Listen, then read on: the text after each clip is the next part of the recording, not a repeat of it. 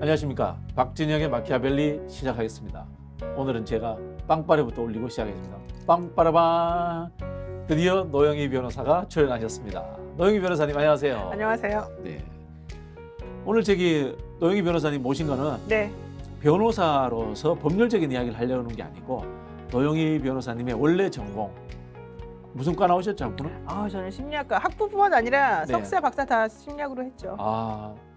영어가 갑자기 생각나네. 사이칼로지. 네, 맞습니다. 네, 네. 부럽습니다. 원래 기초 학문이 사회학, 심리학, 정치학 또 뭔지 하나 기억이 안 난다. 뭐 4대에서 기본 학문이라 그러는 게 네. 인문사회과학에서. 한국에서는 사실 심리학이 크게 대우받지는 못하죠. 아니에요. 요즘에 엄청나게 심리학과 인기 많잖아요. 그렇죠. 네. 예전에 저희 다닐 때 87학번이신가요? 하여튼 뭐 그런 거 밝히지 마십시오. 심리학 엄청 인기 좋습니다. 네. 네. 변호사 생활하시면서 심리학 전공이라는 게 좀 도움이 되던가요?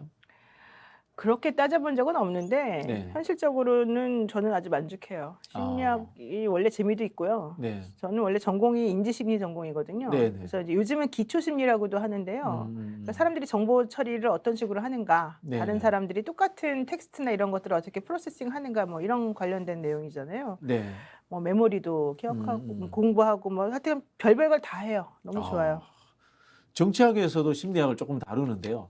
따로 뭐 정치 심리학 이런 이야기 제가 공부할 때는 잘 없었고 정치 사회학의 일부로 이제 들어와 있던 것 같더라고요. 근데 기본적으로 사람이 사는 게 결국 세상이고 사회지 않습니까?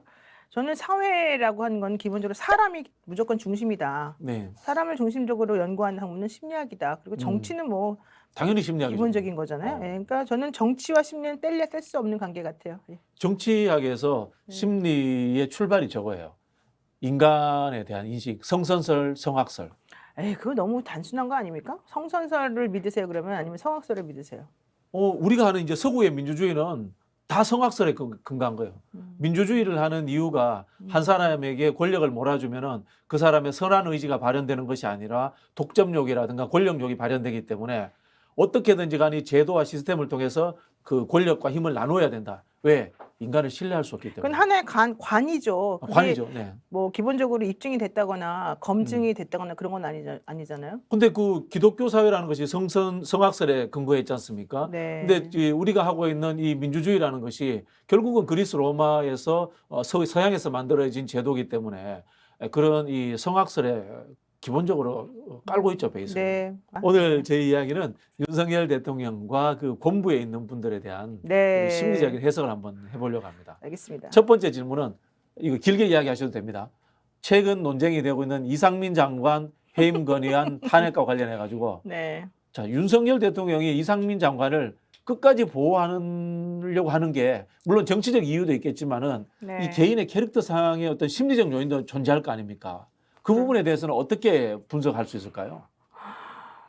기본적으로 내가 여기서 밀리면 안 된다. 밀리면 안 된다. 뭐 그런 생각이 좀 많은 것 같고요. 네. 그다음에 그분은 한 번 내 사람이다라고 생각하고 그 사람이 자기에게 배신하지 않는다 내지는 충성을 다한다 그러면 내가 지켜줘야 된다라고 하는 기본 생각을 갖고 계신 걸로 알고 있어요. 그건 좋은 건가요?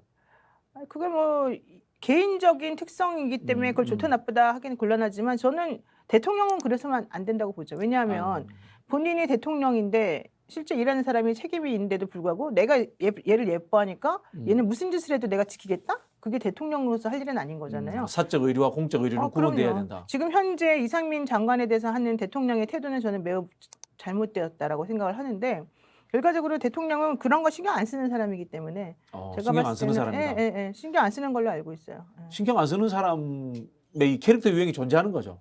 남이 떠들든 말든. 그러니까 자기 자신이 그동안 해왔던 여러 가지 것들이 네. 실패하지 않았거나 옳다라고 하는 결과물을 가져왔다고 스스로가 판단하면 네. 다른 사람 말을 잘 안 믿죠.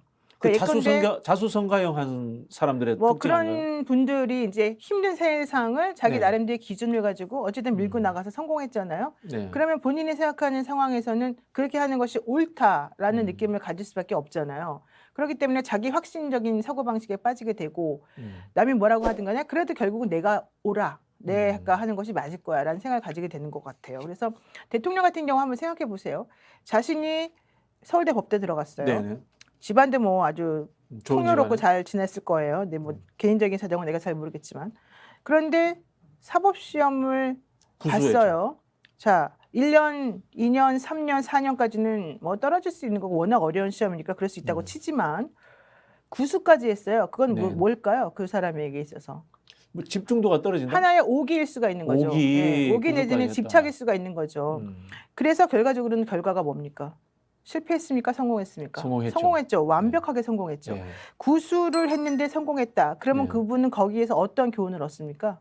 나는 노력하면 되는구나. 내가 생각한 게 맞다. 아, 내 식이 맞다. 내 방식이 내 방식이 맞다. 맞다. 이렇게 생각하겠죠. 자, 그리고 그 다음에 그분에게 좌절이 왔습니다. 네. 그 이후에 물론 검사 시절에 여러 가지 행동을 봐서 초창기 때는 잘 나갔다고 생각할 수 있겠으나 좌절이 온 거는 이제 이명박 네, 대통령 네, 시절에 뭐 댓글부터 네, 네. 시작해서 그 잠깐의 좌절이 있었잖아요. 근데 오히려 그 좌절이 어떤 일을 그분에게 안겨주었죠? 뭐 더 큰 혜택으로. 그러니까 자신이 됐죠. 그때 국감이었나요? 뭐 청문회였나요? 하여튼 그 당시에 나갔을 때 나는 사람에게 충성하지 않는다 이런 말을 하고 본인이 완전히 또 네, 네. 엄청나게 정의로운 사람인 것으로 사람들에게 인식이 됐잖아요. 네. 또 다시 성공을 거둔 겁니다.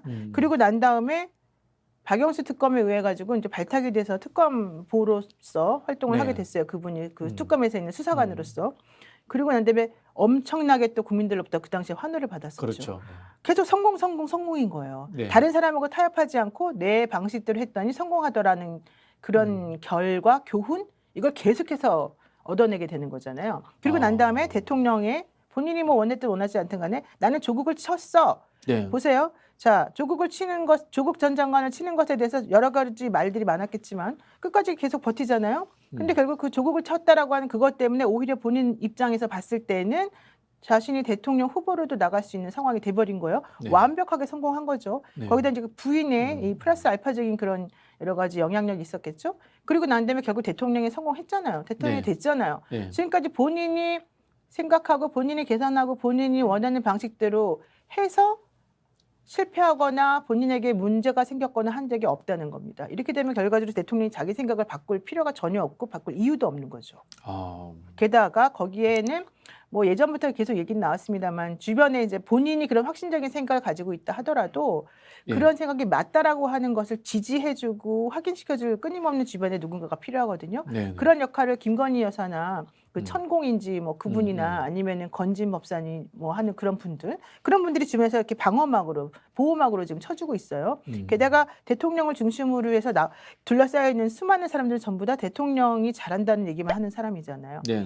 그분은 자기에게 별로 안 좋거나 자기가 불쾌하게 생각하는 그런 말은 잘 안 듣는다는 소문이 있잖아요. 네. 본인 주변에 지금 있는 사람들은 전부 다 대통령이 훌륭하다는 얘기를 하는 사람밖에 없는 거예요. 그러면 박진영 선생님도 제가 박진영 선생님 정말 훌륭해요라고 말해주면은 에이 뭘 그래요 이렇게 말을 하겠지만 속으로는 기뻐할 거잖아요. 뭐 별로 이렇게 안 기뻐요, 저는. 그래야 본인은 지금 이렇게 겉으로 말하지만 무의식적에서는 아 역시 난 훌륭해라고 생각하고 있을 거예요. 그렇기 때문에 대통령은 더 심한 자기 확신, 자기 사랑 뭐 이런 거에 빠져 있을 자기 것이고 애에 빠져 있네요. 그렇죠. 본인이 나르시시즘에 좀 빠져 있을 가능성도 있는 거죠. 그러면은 요즘 나오는 이제 각종 법사들 문제도 이 경험에 의해서 확신일 수 있겠네요. 그럼요. 왜냐하면 지난번에 유승민 전 의원하고 그 TV 토론하는 그 방송국에서 있었던 해프닝이나 이런 것도 한번 보십시오. 네. 천공인가요? 뭐 그분에 대해서 그때 유승민 의원이 말했던 것 같아요. 그랬더니 화를 막 내면서 그분이 얼마나 훌륭한 분인지 네가 직접 보고 말해야지 왜 잘 모르면서 말하냐라고 했다는 일화가 있잖아요. 네.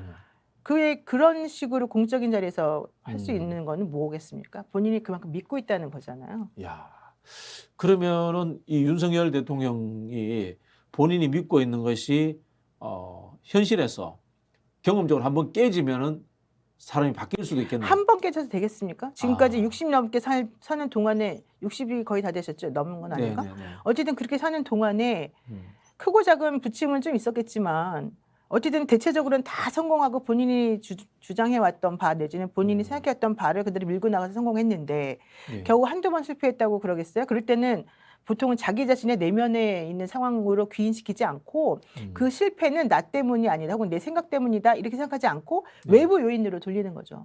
그러니까 만약에 한번 실패했다 그래도 그거는 내가 잘못해서가 아니라 내 생각이 잘못해서가 아니라 바로 그 상황에서 특수한 뭐 좌빨 때문이야, 뭐 네, 진보 네. 때문이야, 문재인 때문이야, 박진영 때문이야 이런 식으로 말한다는 거죠. 그런 경우는 얼마든지 합리화가 가능하고 본인이 실패한 이유에 대해서 설득력 있는 스스로가 보기에 설득력 있는 확신적인 답변이 나오기 때문에 그런 한두 번 실패했다고 해서 제가 보기에는 바뀔 것 같지 않고요. 앞으로도 이분은 잘 바뀌지 않을 것이다. 그렇게 바뀌기엔 너무 오랫동안 성공만 해왔다. 이렇게 보입니다. 근데 이게 보면은 보편적이기보다는 자기 개인의 특수성에 기반한 캐릭터와 사회를 보는 시각이 형성된 거잖아요. 근데 이게 누구나 그렇죠. 그거는. 근데 이게 공직 사회에는 맞지 않는 캐릭터거든요. 아니에요. 근데 검사라는 그렇죠. 특수 집단이라서 그런 건가요? 네, 그렇죠. 검사 집단은 우리랑 좀 틀립니다. 네. 판사 집단이랑도 틀려요. 네, 네. 특히 그리고 검사 중에서도 형사부나 이런 쪽에 계신 분들하고 이렇게 특수부에 계셨던 분들은 완전히 사고방식이 다르다고 보시면 돼요. 그러니까 우리는 이해를 할 수가 없는 상황이 있어요, 솔직히 말하면. 그러면은 예를 들어 가지고 이 검사 과거에 요즘은 뭐 없어졌습니다만 검사 동일체 네. 이런 것들도 위계의 문제라든가 검사만을 믿고 이 검액감만을 이렇게 좋은 자리에 앉히는 그런 것과도 관련이 있는 건가요? 당연히 그렇죠. 지금 제가 알기로는 검사 시절에 네. 윤석열 대통령이 그 당시에 그 사람을 대하는 태도라던가 네, 네. 특수부에서 부하 직원을 다루는 태도들에 대해서 네. 못마땅해 하는 검사들이 되게 많은 걸로 알고 있어요. 윤석열 대통령 계복 아닌 검사들. 그렇죠. 네, 왜냐하면 자기 사람만 챙기니까. 그 예전에 전두환식 정치죠, 말하자면. 전두환식 정치다. 자, 그러면은 검사 집단이 한 10명이 있다고 칩시다. 네네. 그중에서 윤석열 대통령과 같은 사람이 한 2명이 있어요. 나머지 8알이 윤석열 대통령 같은 사람이 아니라고 봐요. 그렇지만 여기서 대통령 같은 스타일이 아니라고 하는 거는 100% 대통령과 다르다는 뜻이 아니라 검사들만의 특수성이 있고 같은 비슷비슷한 성향을 가지고 있지만 그중에서 한두 개 정도의 성향만 다르다는 걸 뜻하는 거예요. 무슨 얘기인지 아시겠죠? 네. 자, 그런 상황인데 어쨌든 특수부에서 자기 식구들만 계속 챙겨왔는데 네. 서로 끌어주고 밀어주고 이 계보가 되게 중요하거든요. 이 검사 사회에서는. 그랬는데 결과적으로는 한 번 물론 좀 자천된 위기도 있었지만 지금 대통령까지 왔어요. 그러면 대통령은 내가 하는 이 통치 스타일이나 내가 하는 사람을 다루는 방식이 결국 맞다. 나는 이 사람들을 내가 끌어주고 이 사람들이 나를 밀어주고 이런 것 때문에 내가 성공하고 있다. 나는 형님 아이가 이런 생각을 할 수밖에 없는 거예요. 자, 그러면 나머지 8알이 어떻게 생각합니까? 그중에서 일부는 야 그래도 저 사람은 옳지 않은데 이렇게 사적인 것과 공적인 것 구분 못하고 저렇게 하는 거 옳지 않은데 라는 생각을 가질 수도 있겠죠. 네네. 하지만 그것을 겉으로 드러낼 수가 있습니까? 현재 대통령과 장관이 이렇게 버티고 있는데 그렇죠. 못하죠. 자, 어떤 사람들은 그중에 또 2-3명 정도는 이문정 검사 같은 사람들 네. 이런 사람들은 겉으로 말을 하겠죠. 하지만 그 사람은 결과적으로 지금 어떤 취급을 당하고 있어요? 많이 탄압당하고 많이 욕먹고 있어요. 그렇다라고 한다면 그걸 옆에서 지켜보는 사람들이 용기 내어서 저 사람과 같이 하면 되겠다 안 되겠다 이런 생각을 할까요? 그런 생각을 속으로 가지고 있다 하더라도 겉으로는 표현을 못 하겠죠. 자, 이제 나머지 한 2-3명 정도 남잖아요. 이 사람들 어떤 사람입니까? 아, 나도 대통령에게 잘 보여서 혹은 대통령과 같이 해서 혹은 그 안으로 들어가고 싶다 이런 생각을 가지고 있죠. 자, 그렇게 되면 지금 겉으로 보시기에 대통령 같은 타입이 2명 정도 있다고 치고 네. 대통령이 잘 보이고 싶어하는 사람이 한 3명 정도 있다고 지금 벌써 5명이 그쪽 가 있어요. 5명. 10명 중에 5명이 네, 일단 중에. 그쪽이다. 자, 그리고 이문정 검사 같이 이렇게 대놓고서 반기를 들고 싶어하는 사람이 있는데 그 사람들은 지금 탄압을 당하고 있어요. 1명 정도. 그럼 그 사람은 1명 정도 있겠죠. 나머지 4명은 어정쩡한 태도를 취하고 있겠지만 네. 그분들의 속셈도 어떻겠습니까? 나는 독야청청 푸르르게 저 사람 무조건 안 된다고 생각해라고 할까요? 아니면 나에게도 기회가 오면 할 수 있겠지만 지금 기회가 오면 하고 기회가 안 오니까 나를 탄압하면은 반대했을 수도 있고. 기회가 안 오니까 저 사람은 진짜 저렇게 하면 안 될 텐데 라는 생각을 가지는 거죠. 그러니까 결과적으로는 한 8명 정도는 일단 대통령을 우러르고 있다고 보고 네. 나머지 1명 정도는 반기를 들고 있다고 보고 1명은 반기를 들긴 했으나 언제든지 좀 표변할 수 있는 사람이라고 보시면 되는 거죠. 야, 그러면 그 금방 말씀하신 게 현재 검찰의 상황이다 이렇게 이해해도 되겠네요. 그런데 이게 네. 이제 여론하고 대통령 지지율하고 또 관계가 아, 있는 거죠. 게다가 네, 이제 공천 심사 때 같으면은 네. 검사님들은 기본적으로 좀 정치적인 사람들이라서 네, 좀 정치를 하고 싶어하는 사람들이 많아요. 그렇죠. 왜냐하면 권력을 좀 좋아하시는 분들이 있기 때문에. 자, 그런 상황인데 내년에 전당대회 하고 그다음에 이제 총선이 내후년에 이제 있게 되고 그러면 그 중간에 이제 대통령 주변에서 뭔가를 좀 하고 싶은 사람들이 이제 무리지어 있겠죠. 요 타입이 저는 변수라고 봅니다. 근데 뭐 저기 하위직 검사들은 또 진급 문제도 또 있을 거 아니에요. 그러니까 검사들이 예전하고 많이 달라졌어요. 예전에 이제 제가 변호사 할 때만 해도 우리는 사법시험을 봐가지고 들어가는 그렇죠. 사람이잖아요. 사법시험이라고 하는 게 대한민국에서 가장 어려운 시험이라고 알려져 있었어요. 거기를 통과하고 나면 사실 너무 스스로에게 되게 자긍심이 생겨요. 무조건. 그 사람이 뭐 겸손한 사람이 아니어서가 아니라 겸손한 사람이어도 어쨌든 스스로가 기특할 거 아닙니까? 그런 상황에서 우리는 사법시험 붙으면 5급이 돼요. 5급. 그렇죠. 5급 공무원. 사무관이 되죠. 예. 월급도 나오고 연수원에서 2년 동안 아주 편하게 물론 공부하느라 힘들긴 하지만 다른 사람들이 사법연수생이라 그러면 좀 우러러보면서 어쨌든 그 사람을 되게 치켜 세우는 그런 문화가 있단 말이에요. 그때 사법시험을 붙어가지고 연수원 다니고 그다음에 나중에 검사가 되는 사람들은 어쨌든 뽑힌 사람들이고 어쨌든 열심히 선택된 엘리트들이죠. 그리고 남들이 인정해주는 사람들이잖아요. 근데 이제 그 이후부터는 사실은 검사가 가지고 있는 그런 권력이나 힘 같은 게 많이 빠진 상태에서 이제 로스쿨 제도가 들어왔어요. 근데 초창기 로스쿨생들 내지는 초창기 1, 2기나 뭐 이런 합격한 분들은 사법시험 공부하면서 로스쿨 시험으로 이렇게 들어가는 과도기에 있던 분들이라서 또 완전히 사법시험에서 합격한 사람들하고 또 조금 틀린 부분들이 있었는데 그 이후부터 점점 이 검사에 대한 대우가 많이 달라지게 되고 하나의 공무원으로 기능을 하게 되면서 좀 옛날에 가졌던 자긍심이 좀 많이 사라진 것 같아요.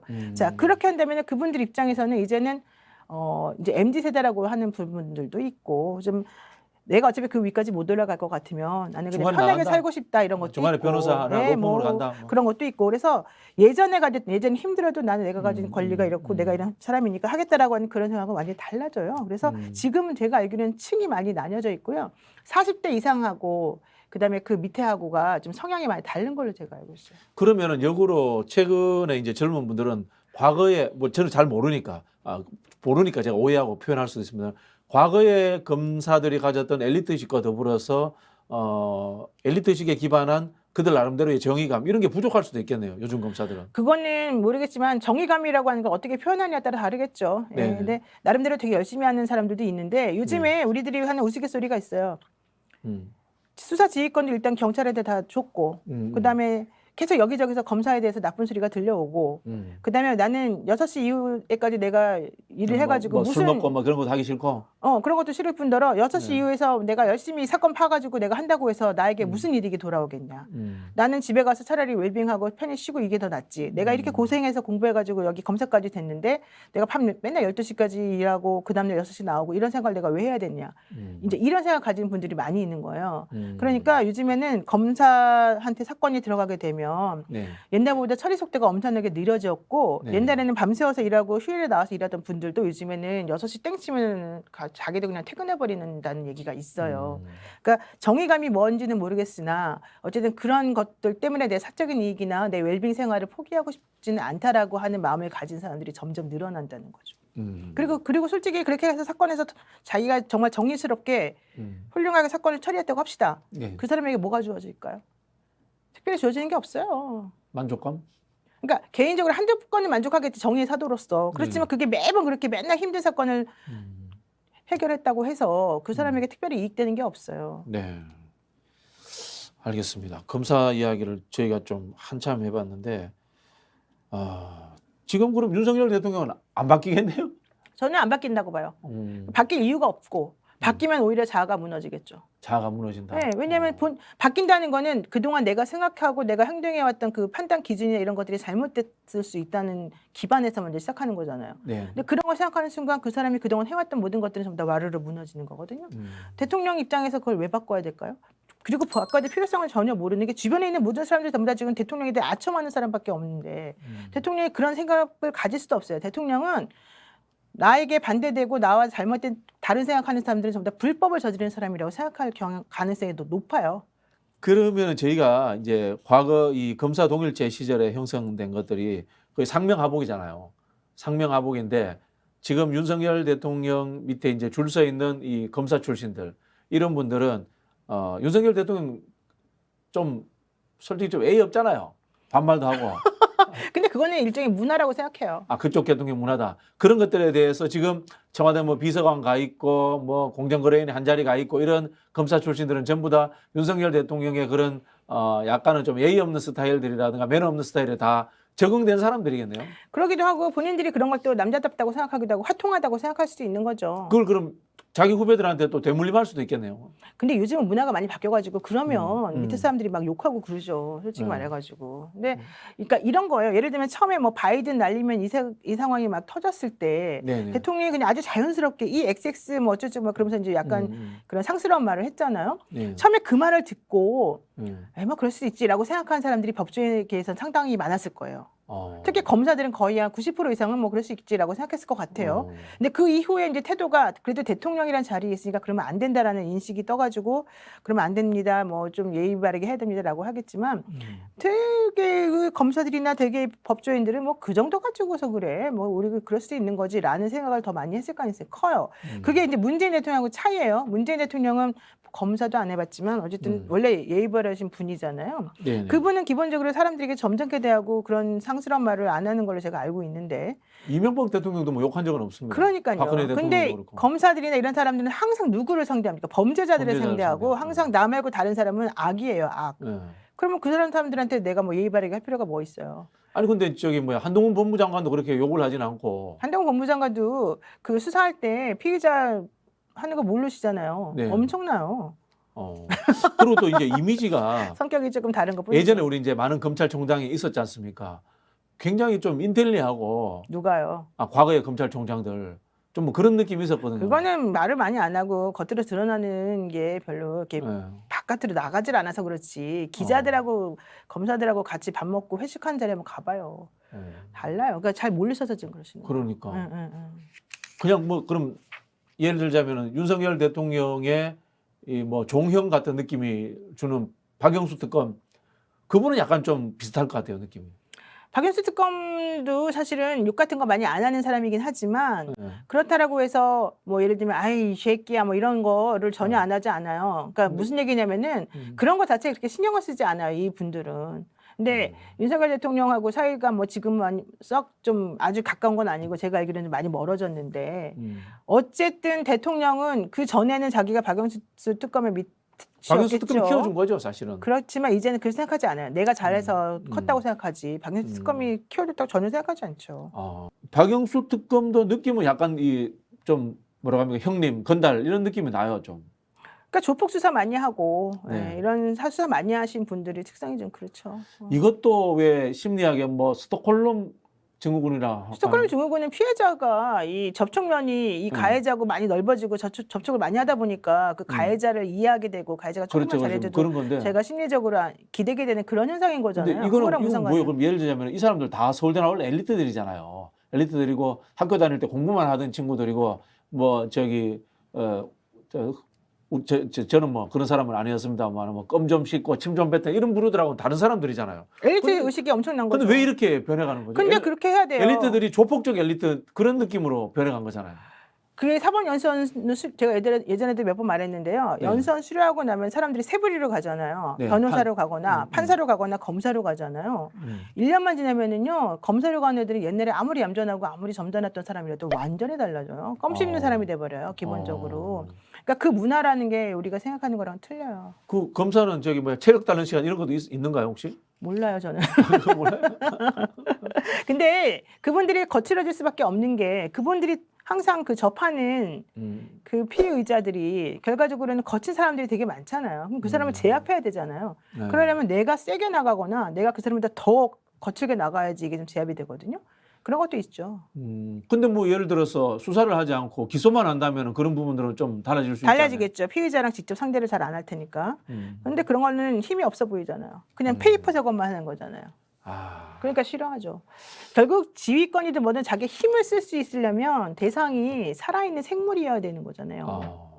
그러니까 페이퍼 작업만 해가지고 물론 기소해서 저 사람 재판에 넘기고 안 넘기고도 있겠지만 그거는 1단계, 2단계 넘어가야지 그 결과가 나오는 거잖아요. 그렇지만 내가 수사를 한다? 그럼 직접 내 앞에다 대고 저 사람을 뭉갤 수도 있는 거고 저 사람을 받을 수 있는 거고 저 사람이 내 손을 잡고 고맙습니다 할 수도 있는 거잖아요. 그러니까 그거랑 완전히 다른 것 같아요. 근데 재밌는 게 예전에 제가 아는 나이 드신 검사분이 있었어요. 자기 무인이라는 거예요. 무인. 뭐 문신, 무신 뭐 이런 이야기 하지 않습니까? 검사들은 자기들을 무인이라고 이야기해요. 당연히 그렇죠. 문신이라고 여기면 기분 나쁘겠죠. 군인이 무인 아니에요? 아니 그렇게 보지 않는다니까요.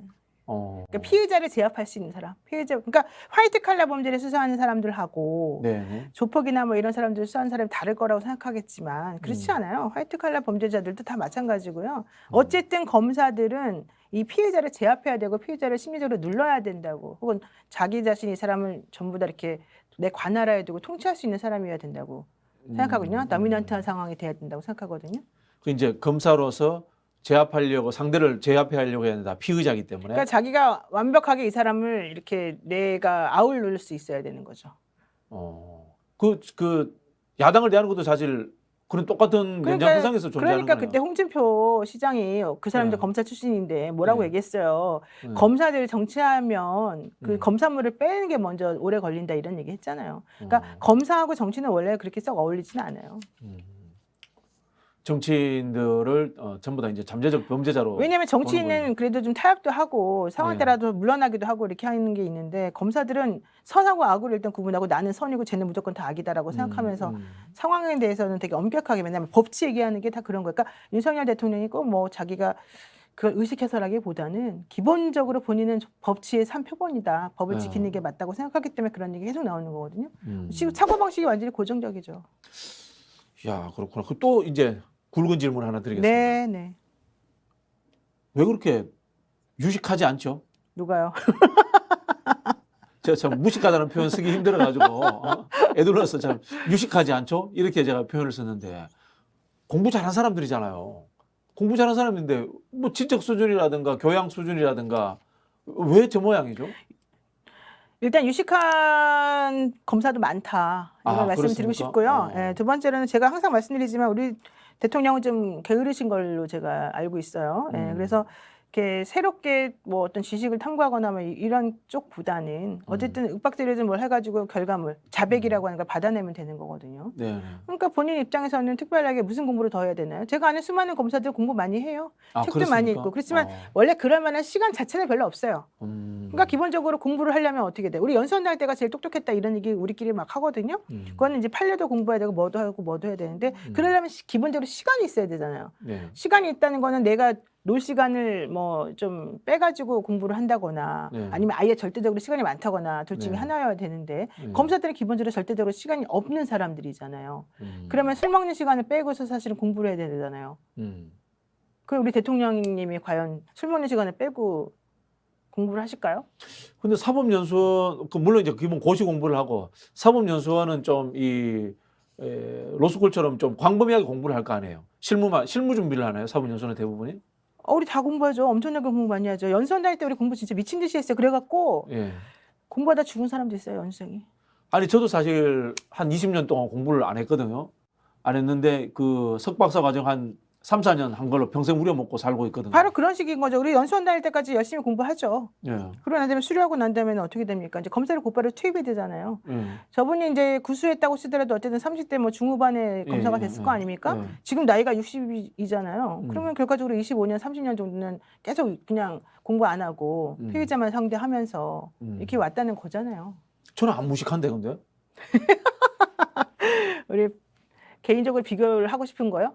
뭘 말하고 싶은 거예요, 나한테? 본인은 똑똑한데 윤석열은 아니라는 거예요? 아니면 그래도 서울대 나온 사람이 그 사법시험까지 통과된 사람이 그 사법연수원에서 공부할 때 사회적 공부하는 틀이라는 게 존재하잖아요. 공부라는 게 양을 많이 하는 게 중요한 게 아니라 공부하는 이 툴, 자기 방법론이 체득되잖아요. 그래서 뭐 책을 봤을 때 이걸 어떤 식으로 본다거나 뭐 교양을 어떻게 습득하면 어떤 식으로 해석한다거나 이런 게 형성되잖아요.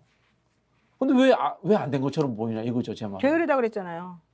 게으르다. 네, 공부할 시간도 없고 공부하고 싶은 마음도 없고 공부할 때 필요성도 없어요. 왜냐하면 수사를 하다 보면 이게 좀 정형화되게 패턴이 나오거든요. 보고서 한 장에 틀에 딱 넣어가지고 집어넣으면 되는구나. 보고서 한 장이 아니죠. 그러니까 구성요건이라고 하는 게 있대요. 구성요건. 구성요건에. 범죄자가 범죄를 저질렀다고 인정하기 위해서는 그걸 만든 조건이 있어요. 네네. 근데 그 사람이 예를 들면 사기를 저질렀다. 그러면 뭐 사기를 저지르는 여러 가지 수많은 사실관계가 있겠지만 결국 그 사건에서 핵심은 뭐예요? 그 사람이 다른 사람에게 거짓말을 해서 혹은 거짓된 행동을 해서 재산적인 이득을 얻었냐 안 얻었냐 이제 이런 것만 보면 되는 거거든요. 그런 거를 공부하기 위해서는 결과적으로 뭐가 필요합니까? 판례를 공부한다거나 뭐 법전을 공부한다거나 이런 정도는 필요하겠지만 그 외 나머지 뭐 인문학적 소양이라든가 다른 것들이 뭐 필요합니까? 역사라든가 뭐 물리학 공부가 필요해요? 그렇지 않잖아요. 일단은 뭐 저기 검사 출신들은 여야를 막론하고 정치권에 못 오게 하는 법을 만들어야 되겠다 이런 생각이 듭니다. 물론 뭐 이게 위헌이기 때문에 직업 선택의 자유라는 부분에 걸릴 것이다라는 네. 생각은 듭니다만. 진짜 방송 진행을 특이하게 하시네요. 아이디어로 한번 그런 아이디어를 던져봐야 정치학과 되겠다. 나온 거 맞아요? 뭐 그런 생각을 하고. 저는 뭐 황당한 이야기 많이 합니다. 네. 저기 뭐야 판사들 없애고 빨리 AI로 대체하자 이런 이야기도 하고요. 그게 뭐 황당한 얘기예요. 그 일반인 다 하는 얘기예요. 일반인들도 다 하는 이야기입니까? 다른 이야기고. 하도 이게 중구난방으로 판단 기준이 자기 마음대로 하니까. 제가 그 이야기 아시죠? 저기 법치주의라는 게 우리나라하고 일본에만 있는 말인 거 아시죠? 예. 그건 잘 몰랐어요, 제가. 룰업으로 법에 의한 지배잖아. 그게. 영어도 있네. 그거는 이제 우리는 법치주의라고 해서 이데올로기화 시켜서 적용하는 몇 안 되는 나라잖아요. 어쨌든 우리나라의 법 논리나 이런 것들이 네. 독일법적인 것들을 이제 받아가지고 된 거잖아요. 네. 왜 그러면 그 중간에 일본이 있는 거거든요. 네. 그리 더 형식화되는 거지. 일본이 인문사회과학도 구조화시키고 자르고 뭐 이 형식화시키는데 정말 최적화된 나라거든요. 근데 그게 편하잖아요. 편하지, 그렇지. 네. 그러니까 그런 쪽으로 계속해서 굳어지는 거겠죠. 이제 철학적 심오함은 줄어드는 거죠. 그러다 철학적인 보니까. 걸 자꾸 집어넣게 되면 이게 귀찮거든. 판단 기준이 달라지고 애매해지기 때문에 그거를 우리가 지향하지는 않아요. 원칙적으로. 근데 철학적인 걸 안 집어넣고 주의를 붙이면 안 돼요, 근데. 알았습니다. 네. 이제 우리는 보통 하면 이거 하거든. 철학, 그다음에 사상, 이론, 이데올로기의 차이가 뭐냐 이런 이야기를 늘 하거든요. 야, 진짜 옛날에 대학교 다닐 때 공부했던 거랑 비슷한 느낌이 비슷해요. 나네요. 지금. 법도 예. 법 철학하잖아요. 그거하고 똑같이 법철학도 재밌죠. 보통 이제 철학이라고 하면 세계를 보는 시각인 거고 이론은 철학 밑에 그것을 분석하는 툴인 거고 네. 사상이라고 하면은 세계를 보고 난 이후에 액션까지 포함하는 이 행동의 동일까지 포함되는 것들은 이제 사상이다. 뭐 이렇게 이야기를 해서 막 이 단계를 나누거든요. 보세요. 의대 나온 사람들이 음. 사법시험 보는 경우가 있고 로스쿨 가는 경우가 종종 있는데 통과되더라고. 그런데 깜짝 놀랐어. 그런데 예. 사법시험 공부하거나 이런 거 한 사람들이 의대 가거나 이런 경우가 별로 없거든요. 그러니까 그 역으로 이게 그러려면 어쨌든 이쪽 공부를 하려면 더 다양하게 사고하고 더 다양하게 뭔가 지식을 습득해야 되고 그런 게 필요한데 네. 사고 체계가 조금 굳어지는 것 같아요. 내가 봤을 때는 이쪽에 이제 와 있는 사람들을 보게 되면. 그렇네요. 그러니까 다른 것들을 많이 한 사람들이 이제 이쪽 계통에 들어오는 건 오히려 쉬운 거죠. 이게 뭔가 틀 같은 게 좀 있고 이제 이렇다라고 생각한다면. 지금 이제 우리가 이제 로스쿨 체제가 됐습니다만은 이 미국 같은 데도 학부에서 법학을 그 결혼 외에는 안 가르쳤잖아요, 옛날에. 그래 그것도 이제 뭐 자기 전공이라든가 좀 폭넓은 공부를 한 다음에 법을 하라 이런 취지도 있었던 건가요, 그게? 그러겠죠. 아무래도 다양한 공부를 많이 해야 사회에 대한 이해도가 넓어지고 그런 사람들이 이제 법을 공부해야지 AI가 아닌 진짜 사람다운 법을 만들고 사람다운 법을 집행하는 사람이 되겠다 뭐 이런 뜻 아니겠습니까? 네. 그건 아시죠? 윤석열 대통령 때문에 우리 사회가 법조인에 대한 시각 자체가 싸늘해졌다는 거. 변호사까지 윤석열 포함해서. 대통령 때문인지 아닌지는 모르겠지만 요즘에 법조인을 바라보는 시각이 좋지 않은 건 확실하고 이게 예전에는 우리는 좀 그 공익의 대변자 네. 내지는 이제 힘들어도 어쨌든 우리는 약한 사람을 나는 법조인이 돼서 보호해줘야지. 뭐 그런 게 보호까지는 아니더라도 어쨌든 옳고 그름에 대해서는 내가 좀 손해가 나더라도 오른쪽을 가야 된다는 믿음은 있었던 것 같은데 네. 요즘에 이제 그런 게 거의 없어졌다고 봐야죠. 워낙 그런 걸 이용해가지고 자기 혼자 사리사욕 추구하는 사람들이 많아지고 이러다 보니까. 그리고 예전에는요 변호사들이 뭐 의뢰는 향해서 사기친다거나 이런 건 상상도 못했었는데 요즘은 의뢰인 돈을 횡령하는 사람도 있고 배임도 하고 사기도 치고 많아요. 그러니까 그런 거 보면 되게 부끄러운 일이죠, 솔직히 말하면. 그 판사하고 검사는 스타일이 좀 완전히 다르잖아요, 그죠? 네, 다르다고 봅니다. 판사 대통령은 있었나 이제까지?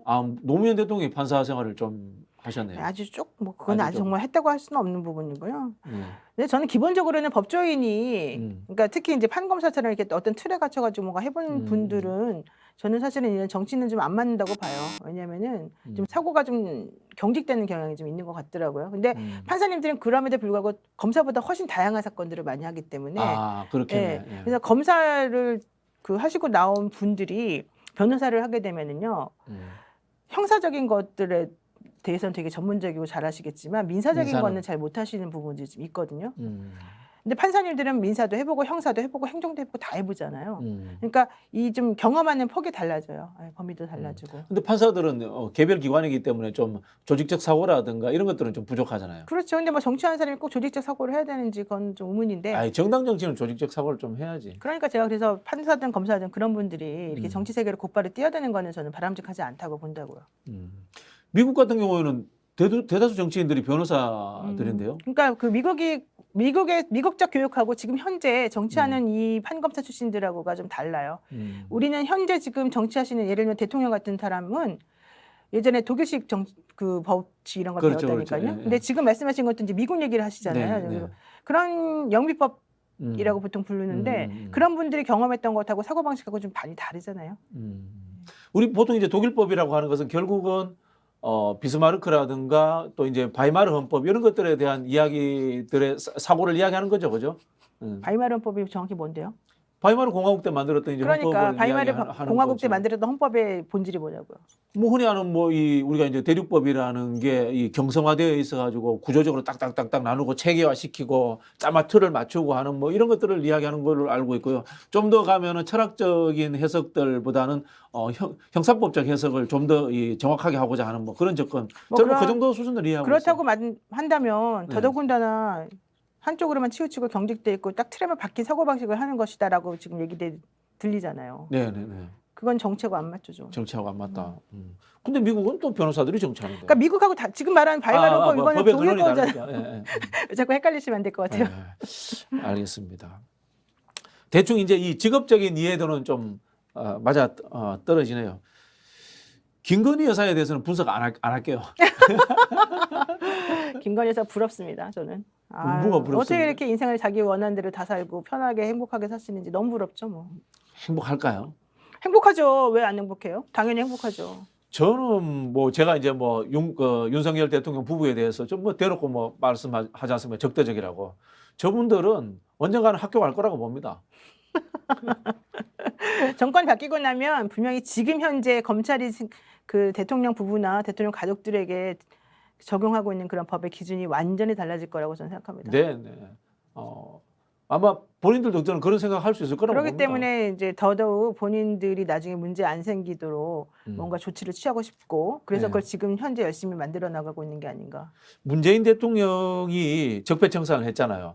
하면서 전 정권이 했던 위법적 요소, 그다음에 애매한 위법과 합법의 애매한 선상에 있는 것, 이런 것들조차도 아예 안 해버렸다라고 저는 해석을 하거든요. 그래서 윤석열 총장과 추미애 장관의 갈등 상황에서 정치적 개입을 안 하고 형식 절차에 그대로 놔둬버렸다, 그런 생각을 하거든요. 근데 이분은 그렇게 안 하잖아요. 그렇게 안 했다라는 것은 결국은 나중에 어떤 임기가 끝난 다음에 다시 본인도 그 대상이 될 수 있다는 건데, 그것을 본인이 저는 알고 있을 거라고 봐요. 그럼 어떻게 할까? 어떻게 생각하세요? 지금처럼 더 심하게 내 편 만들어 놓고 후계자. 후계구도 만들어 놓고 이렇게 해야 되겠죠, 아무래도. 근데 저는 문재인 대통령 좀 답답한 부분이 있어요. 그분이 너무 점잖고 너무 이상주의적이고 너무 그러니까 권력을 사적으로 사용하지 않았던 것 같아요. 그분도 알고 보면 정치인이 아니라 법조인이었던 거예요. 그러니까 네. 그러니까 근데 법조인이 그래서 오히려 네. 이분은 이제 변호사 출신인 거잖아요. 그러니까 이분이 추구하는 거하고 이 권력이라고 하는 거에 대한 이 접근 방식이 다른 거예요. 다른 네, 거다. 대통령은 권력을 휘두르는 사람이었고 휘두른 사람이. 변호사는 그 권력 휘두르는 것에 대해서 맞서 싸우는 사람이었잖아요. 아. 그러니까 완전히 접근 방식이 달라요. 문재인 변호사만 한 대통령은 사람하고. 대통령이 됐는데도 아직도 인권 변호사의 연속성상에 있었구나. 노무현 전 대통령도 마찬가지예요. 보세요. 그렇죠. 권력을 놔버렸죠. 네, 네. 그러니까 자기가 가진 권력도 제대로 못 쓴 사람들이에요. 근데 원래는 그렇게 하는 게 맞죠. 그렇지만 결국 이런 식으로 부메랑이 돼서 돌아올 거라고 생각하지 않았을 거예요. 왜냐하면 사회적 선을 믿었을 테니까. 본인이 나쁘게 행동하지 않으니까. 저는 그래서 권력은 윤 대통령처럼 휘둘러야 된다. 권력은 이렇게 쓰는 거다. 이게 지금 몸소 실천해서 보여주는 거라고 봐요. 그게 옳다고 생각하는 게 아니라 옳지 않지만 이분은 지금 그렇게 하고 있어요. 권력의 속성을 이해하는 사람이다. 사실 대통령이라는 것이 행정부의 수반이 아니고 국가 원수잖아요. 국가 원수라는 것은 무한대의 권력이 주어질 수도 있다는 뜻이거든요. 윤 대통령은 되게 자기 모순적이잖아요. 그분이 하는 말하고 실제 행동하고 맞는 게 하나라도 있어요. 내가 보기엔 하나도 없어요. 그렇지만 본인이 가지고 있는 확고한 세계 내에서는 내 말이 곧 법이고 내 생각이 곧 옳은 진리이기 때문에 그 내부적인 자기네 식구들끼리 혹은 자기가 좋아하는 사람들끼리만 있는 것에서는 다 맞는 말이거든요. 네. 그 말이 왜 안 맞는지도 모르고 자기가 하는 말이 지금 모순적이라는 것도 전혀 이해를 못할 거예요. 하지만 문재인 대통령이 만약에 그런 상황이다? 절대 이렇게 못해요. 문재인 대통령 그렇겠죠. 성격상. 그렇겠죠. 근데 오히려 문재인 대통령은 그래서 선하게 너무 접근을 했고 네. 너무 선하게 이런 걸 절차적인 걸 따져가지고 적법하게 음. 고치려다 보니까 다 망한 거죠. 적폐청산도 제대로 다 하다가 말았고 네. 검찰개혁 하다가 완전히 그 저항에 부딪혀가지고 결국 못했고 그러다 보면 점점 자기 사람을 챙기는 것도 없으니까 문재인 대통령한테는 잘 보일 필요가 없어요. 김경수 지사 감옥 갔고 마찬가지. 조국 장관 문재인 집안이 대통령을 도둑당했고. 지킨 사람, 그건 이제 선함에 대한 사람들이 이제 존경이나 뭐 이런 것 때문이겠지만 문재인 대통령이 자기가 생각하기에 이 사람이 나를 지키기 위해서 뭐 이렇게 했다라고 해서 그 사람을 뭐 봐주거나 그 사람을 특별히 더 대우해주거나 이런 게 있습니까? 근데 문재인 대통령 주위에 계셨던 훌륭한 분들은 핍박받고 힘든 삶을 살고 계시는데 바로 그거죠. 문재인 대통령 주위에도 간신배가 있었어요. 당연히 있겠죠. 간신배들은 지금도 호가호위하죠. 호가호식하고 잘 중요한 살아요. 건 그런 사람은 응징받는다는 걸 알려줘야 되는 건데 네. 그런 사람 되게 잘 살잖아요. 그럼 우리는 어떤 교훈을 얻어야 돼 여기서? 나도 저렇게 살아야지. 나 편하게. 그럼 다시 다음에 이제 국민의힘 정권이 바뀌고 민주당 계열이 집권했을 때는 우리 그러니까 노영희 변호사는 항상 진보나 항상 그런 민주적인 생각을 가진 사람들은 자기 걸 제대로 못 챙기고 항상 앞에 정권을 수습하다가 그런 것들 청소하다가 설거지하다가 결과적으로는 또 욕먹고 또 그러면은 저항 세력들이 이제 또 이 사람들을 욕하고 새로운 또 정권을 또 얻고 역사가 반복되는 거죠. 이 사람들은 벌려놓고 이 사람은 치우고. 야 물론 뭐 그 속에서 흔히 우리 나선영 1호이라고 하잖아요. 김대중 대통령도 김영삼 대통령이 해놓은 거 다 지저분한 거 다 본인이 다 떠안고 하다가 결과적으로는 어떻게 됐습니까? 노무현이라고 하는 강력한 정말로 그때 돌풍을 일으킨 사람이 나타나가지고 처음에는 좀 넘겨줬지만 노무현 대통령 처음부터 얼마나 이 사람들로부터 핍박받고 결과적으로는 실패가 돼버렸잖아요. 인제 와서 그 사람이 어떤 사람인지를 사람들이 알게 되고 그 사람에 대해서 뭐 존경하는 마음을 가진 사람도 있겠지만 정치나 권력은 저는 그렇게 사용하는 건 아닌 것 같아요. 그래서 생각해 보면은 저도 이제 개인적인 소회인데 저는 이제 정치 시작을 흔히 하는 친노라는 그룹에서 시작을 했습니다만은 나이가 들수록 정말 김대중 대통령이 대단했구나. 저도 그렇게 생각해요. 저는 그런 김대중 생각이- 대통령이 제일 잘했다고 봐요. 그런 생각이 왜냐하면 들어요. 문재인 대통령처럼 순진하지도 않고 노무현 대통령처럼 이상주의적이지도 이상주의자도 않아요. 아니고, 예. 네. 그분은 그래도 현실과 타협하면서도 올바른 길로 나가려고 노력했던 사람이라고 생각하고 그때 정말 얼마나 우리나라가 힘들었어요. 근무하기도 하고 IMF도 극복하고 그렇죠. 결과적으로는 이 기반을 만들어놨잖아요. 그렇죠. 그 JP라고 하는 보수 본방을 데리고 그럼요. 대북 포용 정책도 할 수 그게 바로 있었고. 정치를 오래 하시고 사람들을 잘 이렇게 할 수 있었기 때문이라고 저는 봐요. 알겠습니다. 마지막 질문 하나 드릴게요. 정진웅 검사가 네. 이제 무죄가 나왔는데요. 네. 1심 선고에 무죄가 나왔는데 이게 앞에서 말씀하신 10명 중에 1명이나 2명 에이. 이 검찰 내부에서 어떤 입바른 소리라든가 그런 것을 낼 수 있는 계기가 될 수 있을까요? 절대 아니죠. 절대 아니다. 아니 무죄가 나온 거는 정말 천우신조죠. 저는 신조다. 뭐 하려고 그런 짓을 합니까? 그분이 정진웅 부장이 그 당시에 한 거는 그냥 법 집행을 했을 뿐이지만 법 집행이죠. 했을 뿐이지만 그분에게 뭐 문재인 대통령이나 문재인 정부가 뭘 잘해준 게 있나요? 그분은 오히려 그 쓰잘데기 없는 그 자리에 앉아가지고 그 집행을 하면서 결과적으로는 만신상이 되고 엄청 후회하고 엄청 괴로워했어요. 사실은 한동훈 장관이 그때 한 행동이 업무방해에 해당될 수도 있고 그걸 재판했죠. 그죠? 공무집행 방해죠 원칙적으로. 공무집행 방해로 재판을 했었죠. 그죠? 네. 근데 어쨌든 중요한 건 권력은 이렇게 쓰는 거다. 저는 그 말을 꼭 드리고 싶고요. 사람이 순진해가지고 정치하는 거는 바람직하지 않다. 그렇게 생각해요. 그리고 이상주의적인 사람이 정치하는 거는 성공하지 못한다. 문재인 대통령이 그런 이야기 했거든요. 과정은 공정하고 무슨 평등하고 했는데 그 말은 다 맞는 말이고 멋있는 말이고 아름다운 말인데 그렇게 하려면 본인이 절대 권력을 휘둘러야 돼요. 정치 현실은 그렇지 않습니다. 그러니까. 근데 결과입니다. 그렇게 못했잖아요 결과적으로. 본인의 아무런 권력도 휘두르지 않으면서 그런 지향점을 가지고 있다? 사람들이 가만히 놔두나? 그렇지 안 놔두죠. 권력의 본질은 결과입니다. 그럼요. 우리 프로가 마키아벨리잖아요. 마키아벨리가 그 이야기를 하잖아요. 모든 과정은 목적과 결과를 위해서 도구로서 활용되는 거예요. 우리가 이런 대화를 나눈다는 게 참 안타깝습니다. 근데 뭐 이 선의의 목표의식을 가지고 과정을 어느 정도 이제 기술적인 공모술수도 필요하고 투쟁도 필요하고 이런 것들을 활용한다면은 뭐 의미 있는 정치 아니겠습니까? 그렇게 되려면 음. 엄청나게 주변에서 그분을 도와주고 같이 동조해주는 시스템이 공고화돼야 되는 건데 네. 지금 우리 사회는 음. 기존에 있는 틀하고 그 이상주의적으로 가는 틀 사이에 지금 놓여 있는 상황에서 본인이 가지고 있는 게 확고하지 않은데 그것을 너무 믿어버린 게 저는 이 실패의 원인이라고 생각해요. 네. 근데 그래도 우리 국민들이 훌륭하고 국민들의 사고 방식이 저는 수준이 높기 때문에 대한민국 국민 그나마 참 여기까지 왔다고 보죠. 대단하신 분들이에요. 네. 대단하신 분들이에요. 그럼 끝까지 윤석열 대통령은 변하지 않는다. 변하지 않을 거고 그 주변에 있는 핵관들도 절대 변하지 않을 거다. 예컨대 뭐 강신학 변호사 얘기 계속 하고 있잖아요. 네네. 또 진중권, 심평 이런 사람들 얘기하잖아요. 그 네. 사람들이 뭐가 옳은지 뭐가 그런지를 몰라서 그럴까요? 그렇지 않아요. 이익관계다. 이익관계인 것이고 본인에게 던져주는 뭔가 떡고물이 있기 때문에 가만히 있는 거죠. 강신학 변호사 요즘 제일 기뻐하고 제일 행복한 시절을 겪고 있어요. 그분이 옛날에 유승민 계보도 잠깐 했대요. 그분은 이제 권력을 따라서 좀 왔다 갔다 하시는 분이기 때문에 네. 사실은 이번에 김건희 여사라고 하는 사람이 나오지 않았으면 이분은 아마 변방에서 헤매고 있었을 거예요. 근데 결과적으로 본인에게는 되게 중요한 상황이 돼버린 거고 본인에게는 행운이 이제 된 거죠. 물론 몇 년 있다가까지 그게 지속이 될지는 모르겠습니다만은 어쨌든 현재로서는 본인이 제일 잘 누리잖아요. 지금 윤 대통령하고 비슷하게 지금 이 정치 권력이나 이런 것들을 제일 잘 이용하는 사람이라고 저는 봐요. 그러면 앞에서 이제 윤 대통령은 자기 사람을 버리지 않는다 이렇게 윤 이야기했는데 대통령은 강신학 변호사를 자기 사람으로 보지 않을 것 같아요. 김건희 여사는 김건희 여사도 이용하는 정도 아닐까요? 그게 그건 좀 오래된 관계는 완벽하게 아니니까. 김건희 여사하고 뭐 속을 터놓을 정도로 그런 건 아닐 것 같은데. 네. 근데 만약에 영적으로 통했다 그러면 또 모르죠. 영적인 거에 둘이 또 교감이 됐다라든가 야. 대통령 부인이 그런 걸 또 좋아하기 때문에 예. 아 너는 이 사람하고 영적으로 이렇게 딱 연결돼 있는 사람이야. 예를 들어서 뭐 천공이나 이런 사람이 말해준다 그러면 그걸 또 믿을 수도 있겠죠. 워낙 그런 쪽에는 그 좀 관심이 많고 이런 운명이나 이런 거에 대해서 아마 좀 믿음이 있으실 테니까. 근데 그랬는지 안 그랬는지 내가 잘 모르기 때문에 말할 수가 없고 예. 둘 간의 관계가 그렇게 썩 오래되진 않았잖아요. 네. 예. 그러니까 실제 위기에 처했을 때 어떤 일이 벌어질지는 모르는 거죠. 갑자기 그러니까 뭐 법조인의 종교까지 한번 따져봐야 되겠다 이런 생각이 들어요. 혹시 종교 알겠습니다. 있어요? 예, 저는 원래 세례도 음. 받았지만 제가 원래 게을러가지고 성당에 나가거나 그러지는 않고요. 네. 아주 깊이 있게 뭐 그런 쪽에 관심을 갖거나 하지는 않습니다. 다만 저는 제 신조는 생활 신조는 남에게 민폐 끼치지 말자, 나쁜 일 하지 말자, 그냥 착하게 살자 이 정도입니다. 착하게 살면 별로 안 좋은데요. 알겠습니다.